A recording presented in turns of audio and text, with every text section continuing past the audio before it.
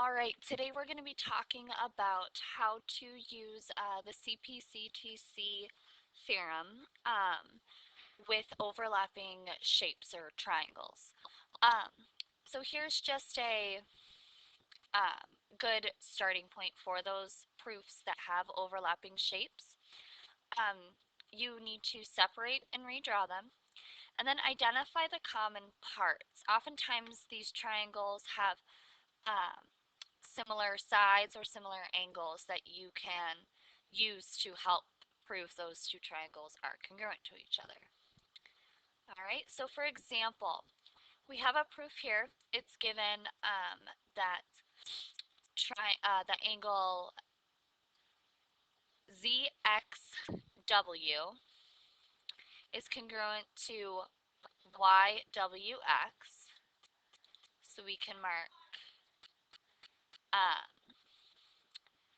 this angle and this angle are congruent to each other.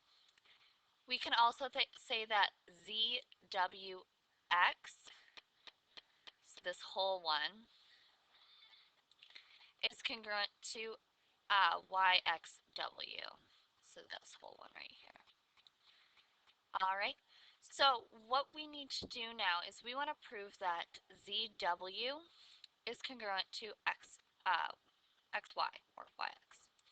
All right, so in order to do that, it would make a lot of sense to separate these two triangles, because having these two congruent triangles in the same corners can be confusing to look at. So we're going to separate and redraw them. And then I actually added I already added the marks here. So we see the X and the W, and then we also see this over here and this over here. Okay.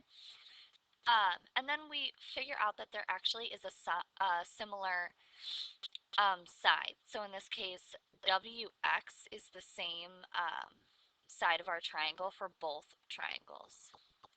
All right, so take a moment, look at this proof, write out the proof. Get all the way to it before I go to the next slide, because I'm going to flash the answer. All right, but take a moment to prove that these two triangles are congruent, and then that these two segments are congruent. All right, so you should have our givens. Then we know that WX is congruent to WX because they're reflexive. Find that the two triangles are congruent. And then because of CPCTC, we can prove that those two segments are congruent. All right. This is another proof that's a great proof. As you can see, it is a little bit confusing. There's a lot going on here. So we have that E is the midpoint of AC, and we have E is the midpoint of DB. Then we have to prove that triangle GED is congruent to JEB. All right, so we can actually use this particular proof. We can probably see that there are some things we can figure out prior to just figuring out that these two are congruent to each other. There's a lot of information here, okay? So what I want you to do is, as a challenge, I'd like you to try and prove this. We're going to go over the answer actually tomorrow together.